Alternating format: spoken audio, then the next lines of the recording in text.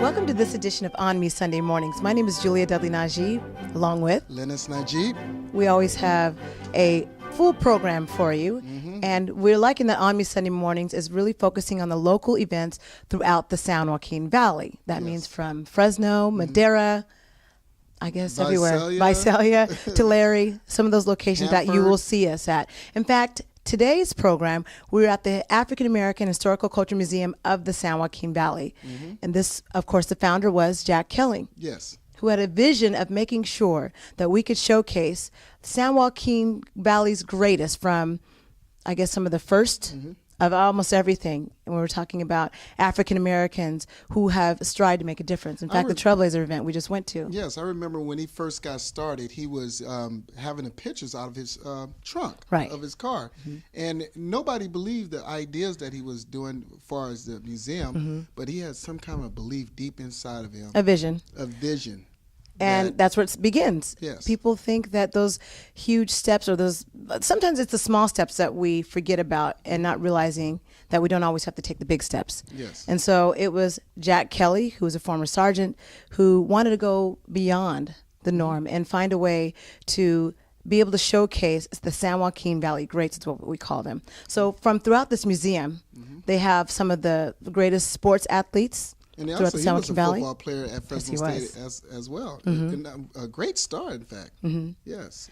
And so people come to the walls, and hopefully you'll come to the African American Museum to visit.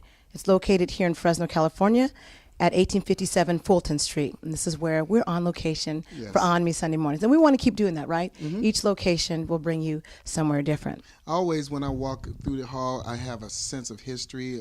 It's just a chilling history of the greats of the valley that has to offer. So just come by and visit.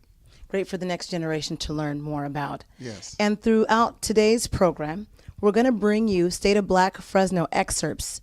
Again, we had that excerpt last year, but we thought that it would be a great start for the Black History Month. Yes. And if we look at Black History Month that was started by Dr. Carter G. Woodson, it started off with 1 week. 1 week? Negro History Week. Negro History 1926. And people say, why February? Stop blaming that on other people. You know why it was February? Because Dr. Carter G. Woodson wanted to celebrate Frederick Douglass's birthday and also President Abraham Lincoln. He started with a vision. That was a vision. A week. A week vision. Even though we Black 24 hours, 7 days a week, 365 days a year. Yeah. But 1 week just to honor the slave background and also what we came through. It's more than just the slaves, though. It's honoring people that have gotten past those barriers that normally cause us great challenges and what most people think would stop anybody in their tracks. Yes. And so that expanded in 1976 to a full month. Hence, you have Black History Month, and we'll be celebrating that throughout the month and throughout these upcoming weeks on ONME Sunday Mornings. We first want to celebrate by bringing you the State of Black Fresno, who, again, we recorded that last year, but we want to give people an excerpt of that. And this excerpt is going to be starting off with education, which seems to be the most important. Yes, it starts off with education because we have to begin there. We have to have the foundation, Right. The reading, the writing, the mathematics. So that's the foundation. For our next generation to really follow. And again, Fresno Metro Black Chamber of Commerce, when they had their urban leadership conference, they also had a town hall meeting before that. So stay tuned for that right now. We're going to show you an excerpt of that, and we will follow up.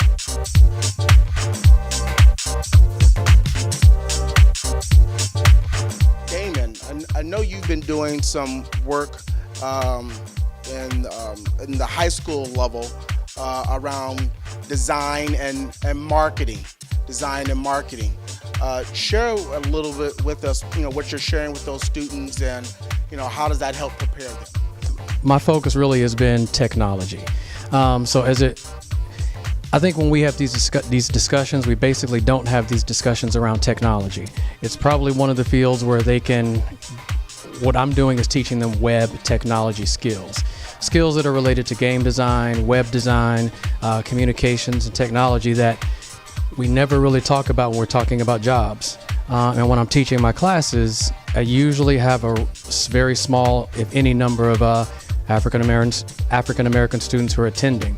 And I'd love to see those numbers increase, and seeing that even myself, I'm probably the only African American instructor who's teaching technology in multiple schools in this entire city. And Yolanda, I know as the director of the West Fresno Family Resource Center, your organization has done a lot of work around vocational education and helping folks learn about the building trades. What are some of the maybe challenges that you're seeing that individuals are having getting into the trades, which are high wage jobs? Right. Actually, some of the challenges that we've seen so far is that actually folks are not ready. You know, they're not ready. Those soft skills, communication skills, how to dress, how to interview, you know, to get ready for those types of positions. Folks are not ready. And so what we're trying to do over at West Fresno Family Resource Center is actually provide that pre-screening. So just those basic soft skills. I mean, you know, when we think about it, we've all had somebody. He had a teacher, I had a mother. We all had somebody that we look up to. Unfortunately now, in our days, in our community now, you know, our young people, they're not there. The mentors are so needed in our community right now. And we're back. You just got through watching an excerpt of The State of Black Fresno. That was by the Fresno Metro Black Chamber of Commerce. And that particular segment was on education. We're going to be following up with finance, health, and a lot more of those other topics that we discussed that are really affecting the African American community. And you can also watch it live live at amtvnow.com. That's live at amtvnow.com. And that's for you folks who just want to watch the whole thing at one time. We're going to be having that available at the end of February. That means you have to stay tuned to watch the rest of the excerpts if you want to get a little tidbit of what's happening. And this is a shortened version of some of the things that we did talk about during the State of Black Fresno. Meanwhile, we're going to go to a break, and we will be coming back. And we want to show an excerpt again of the NAACP with Leroy Candlers and also some of the other executive team members. So stay tuned. You're watching ONME Sunday Mornings. We'll be right back.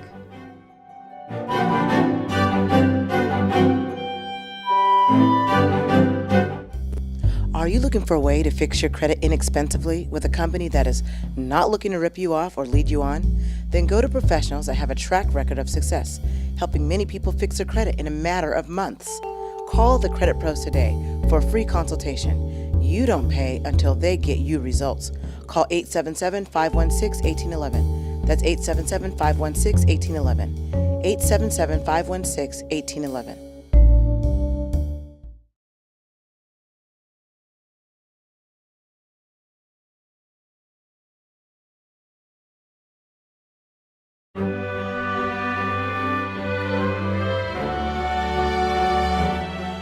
Welcome back to ONME Sunday Mornings. My name is Julia Lennice, along with Lennice Najib. And we want to give people an excerpt of last week's episode if you missed it, because some people probably didn't stay up late, didn't set your DVR. Luckily, you'll be able to watch it online at onme.amptv.now. That's onme.tv.amptv.now. And you can look at the bottom of your screen to get that, because I might have messed that up as far as the website address. So last week we got a chance to look at the new NAACP executive team with the president. Yes, he looked like he has a very good direction. He looks like he is very excited to get started, and it was great talking to him about the plans that he has for 2015. And this is President Leroy Candler, along with First Vice President Atia Cruz. Yes. And then we also had Second Vice President Keisha Alford that we got to speak with. Yes. And what did you think? Because I know for me it was about the women, and you weren't too keen on that. But I was kind of excited. I'm too keen on that? Well, you didn't seem as excited. I'm but very excited. I was giving the compliments to both the leader and the team behind it. I thought that was just as important. The team behind it is going to be very strong. I feel and I know that they're going to do a great job. They shared a lot of their plans with us. And I'm looking forward to this upcoming 2015. I like that they included the youth. I like that they included make sure technology, that everyone's on the same page. And I like that they put the youth in leadership positions. So we're going to listen to an excerpt of that. So let's take a look at that right now. Actually, the vision was that we form a team that could commit to doing the educational training and job development that we need in the area. And our team was put together based on their abilities and what they bring to the table and what they would be able to bring together from the community for the best interest of the NAACP.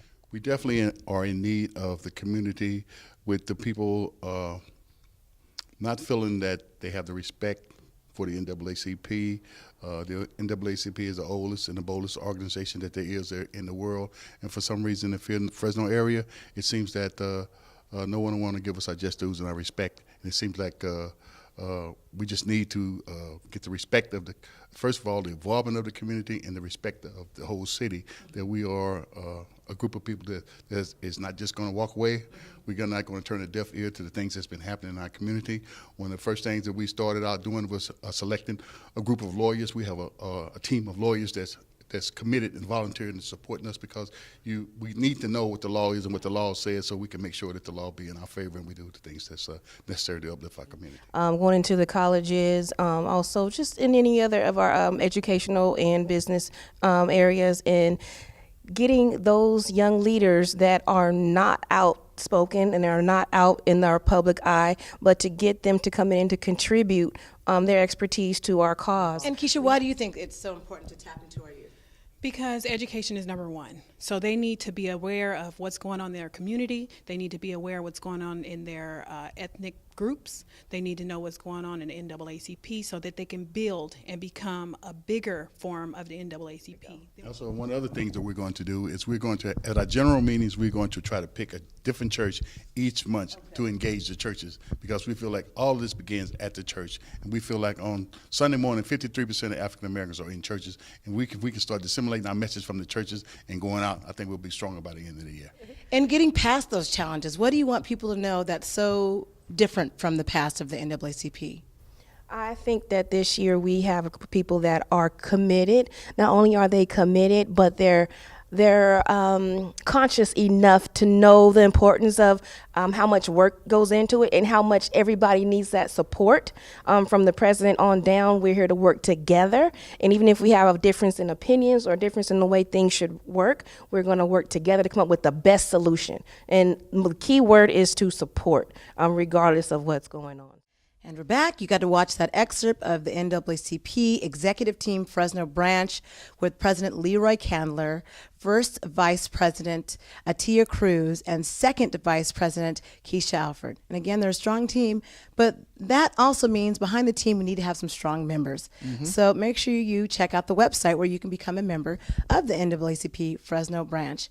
And I like that they are working with all of the other local NAACPs throughout the San Joaquin Valley. Yeah, one thing they mentioned that I was very encouraged for their success is they're going to be looking at everyone and see where they benefit from and where they have their shortcomings from. Yeah, I like that. They talk about the strengths and weaknesses. They want to learn from all the other branches, and they open for that. Right. So that's what I'm looking forward to. You can never know enough, right? No. You can never know it. So after the break, we're going to be listening to an excerpt of Valley Black Talk Radio. Mm-hmm. That was this past Sunday with myself, Joel Riversmith, Mel Sanders, mostly Mel Sanders and Joel Riversmith you'll hear in this excerpt. So you got to stay tuned for more. You're watching ONME Sunday Mornings. We'll be right back.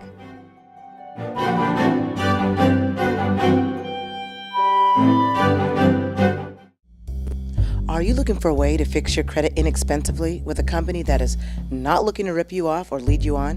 Then go to professionals that have a track record of success, helping many people fix their credit in a matter of months. Call the Credit Pros today for a free consultation. You don't pay until they get you results. Call 877-516-1811. That's 877-516-1811. 877-516-1811. An important message for Americans in need of health insurance. If there's been a recent change in your life, you are eligible for immediate protection under the Affordable Care Act. If you're uninsured because you missed the enrollment deadline, we can help. To get the protection you need, you can visit the Healthcare Exchange and spend hours exploring your options. Or you can make a single call to Health Markets and let us do the legwork for you at no cost or obligation. Health Markets Insurance Agency searches thousands of health insurance plans on the exchange and off from more than 120 leading companies like United Healthcare, Humana, and more. We'll find you the right insurance coverage and guarantee the lowest price for plans we offer. And if you qualify for a government subsidy, we'll make sure you get the tax credits you deserve. Talk to us on the phone or meet with a local licensed representative. Why pay more than you have to or risk going without the coverage you need? Put our free service to work for you. Call Health Markets today at 1-800-958-1057. That's 1-800-958-1057. Do you have a structured settlement from a settled lawsuit? Are you currently getting regular payments from an insurance company for that settlement? To turn those payments into a lump sum payment now, call CBC Settlement Funding today. You can access all or just a portion of your settlement. To learn more about getting your money now, call us at 1-800-307-2065 for a free, no-obligation offer. Again, that's 1-800-307-2065.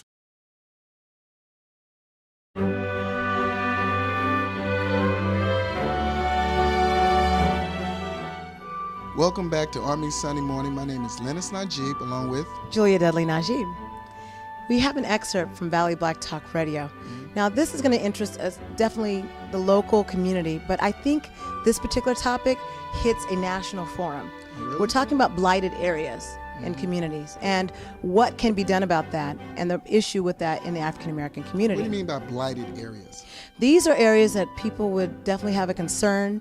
Maybe they've been abandoned, from abandoned buildings to abandoned houses. Sometimes they figure that these are dilapidated neighborhoods that are sometimes or most of the time occupied by African American. Oh. So that's why we had to have a discussion about it, because we were definitely on different sides of the fence. So let's take a look at this excerpt from last week's Valley Black Talk Radio segment. Anymore. And I don't know what has happened, but they moved. Everybody, the folks who have had two things: the people who had the ability to help lead the change have left, and the other side of that is the folks who, the average Joe who lived there, who perhaps stayed in the projects. When they refurbished the projects, they moved everybody that looked like us out across town in other projects, and then said, "Well, you know what? We'll give you the first option to come back." But what are you going to come back to? When you're out on the other end of town and you can walk up the street to a shopping center where you have everything that you need, you got a movie theater around the corner, you got fast foods up close to you, you're going to come back here? I mean, people, but you didn't fix the other part of the problem, is what I'm saying. That could have been done. Had those folks that had the means and the ability to go elsewhere and spend huge amounts of dollars on homes that were just, everybody likes to have a nice spacious place to live. But when you have the value of property in Southwest Fresno, you could build a gated community, and all of those folks that left, okay, now you're over here with us, but you're gated.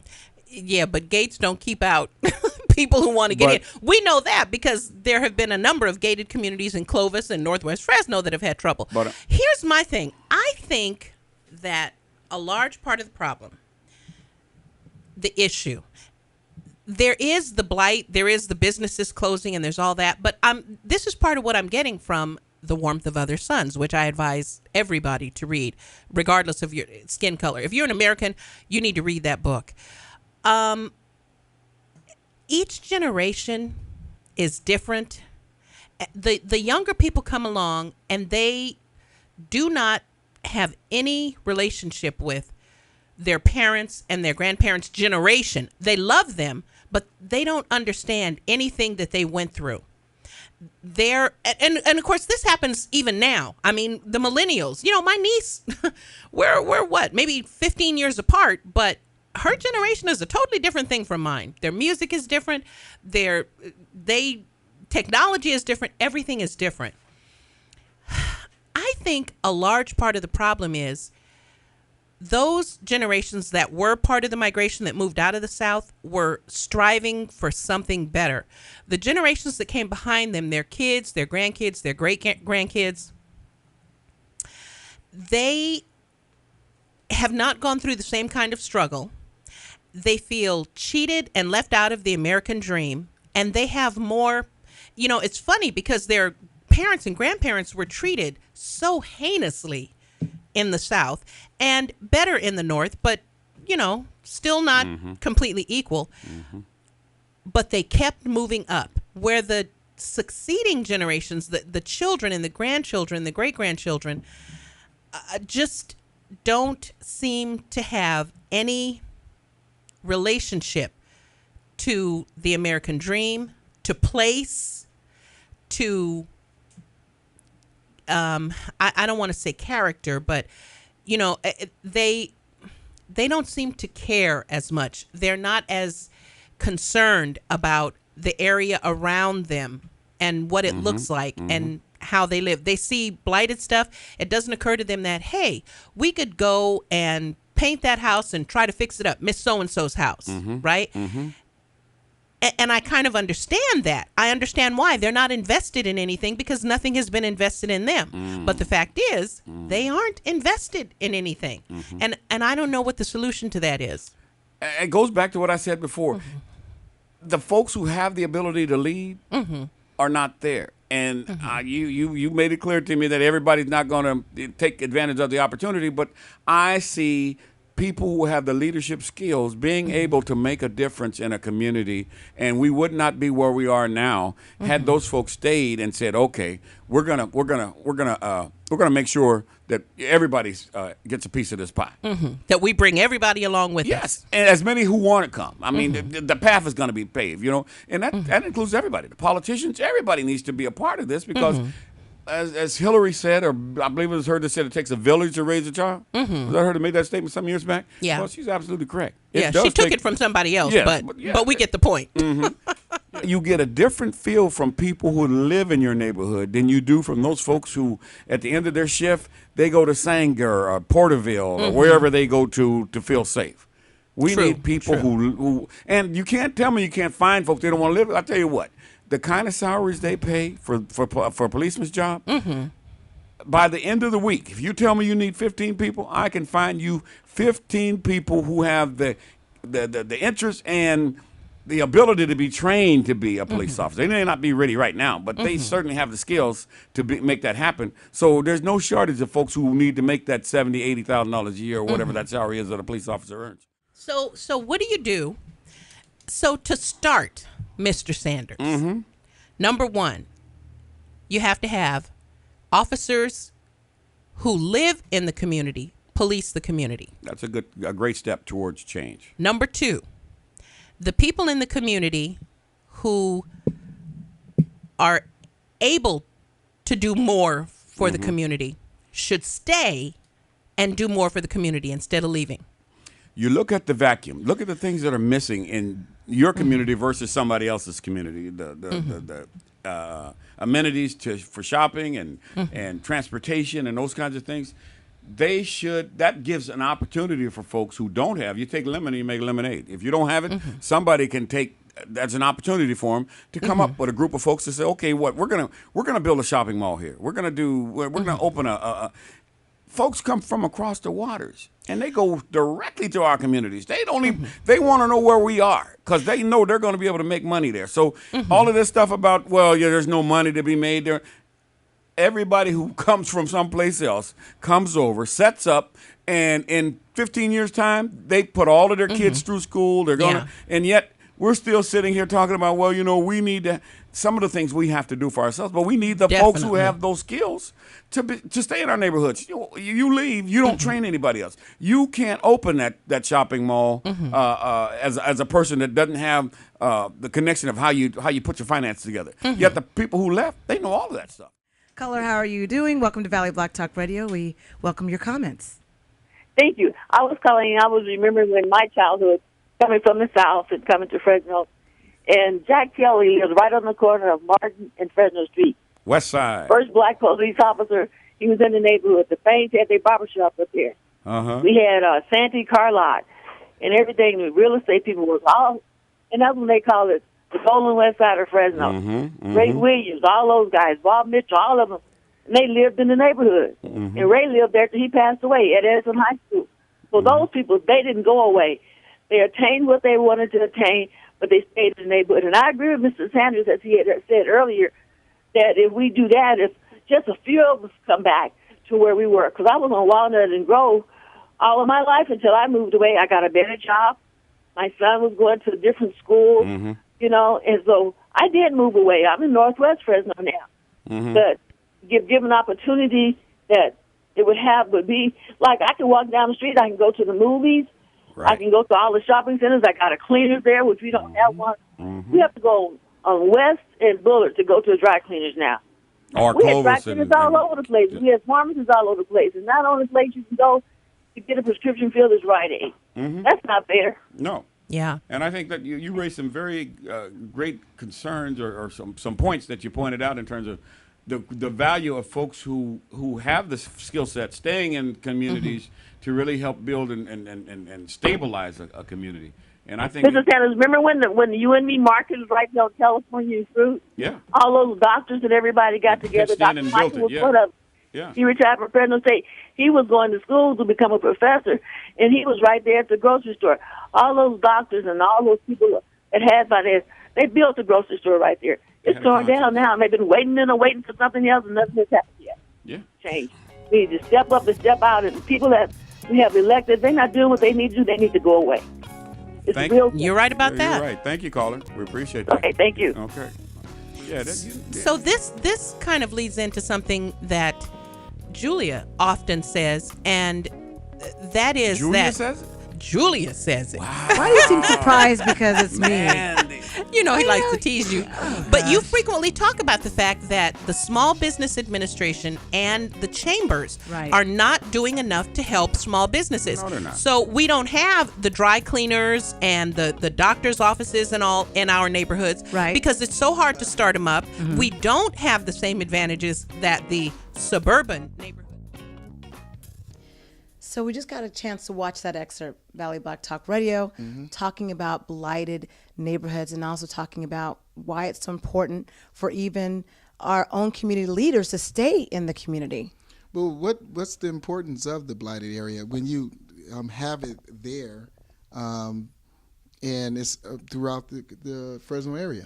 Well, it's not just Fresno. They're looking at communities that might be predominantly African American. For this particular area, they would consider West Fresno. Yes. And the question is, why are the leaders leaving, or why can't they be the leaders that stay? And there's more conversation about this. People can go to the vbtradio.org website to listen to this broadcast, which is, again, we just took a small excerpt so people have just an inkling it's of kind what. It's kind of an eyesore, right? The certain. I don't think it's about the eyesore, though. What they were focusing on is the importance of leadership, because a lot of times our leadership leaves the community. They go to college or they go somewhere else because they want to have a better life. So I understand Jules' point where she's saying, I should have a right to be able to move where I want to move. I understand Mel's point where he's also saying we need our leaders to stay to set an example. And we need people to stay to set an example. And that's what's going to bring the community up. And this is going to be an ongoing topic on Valley Black Talk Radio. And you can also tune in and listen to Valley Black Talk Radio by going to 1680.amptv now. That's 1680am.amptv now. And that's where you can listen to it live. You can listen to the past shows of Valley Black Talk Radio by going to vbtradio.org. Well, this has been a jam-packed program, as we thought it would be. It went fast. And again, the Trailblazer event just ended, but we hope that people will get a chance to visit here at the African American Museum, located at 1857 Fulton Street, so that you can see the past Trailblazers and the Trailblazers that we just honored here at the Golden Palace on behalf of the African American Museum, and hope that you will bring the young people so that they can begin to learn more about their history and the culture right here in this San Joaquin Valley. So we hope that you take some time during this Black History Month to learn about another culture, learn about meaning African American, but learn about people maybe that you never have learned about before in history. And we'll continue to bring more of those facts. And we thank you for watching this edition of ONME Sunday Mornings. My name is Julia Lennice, along with Lennice Najib. Have a wonderful week.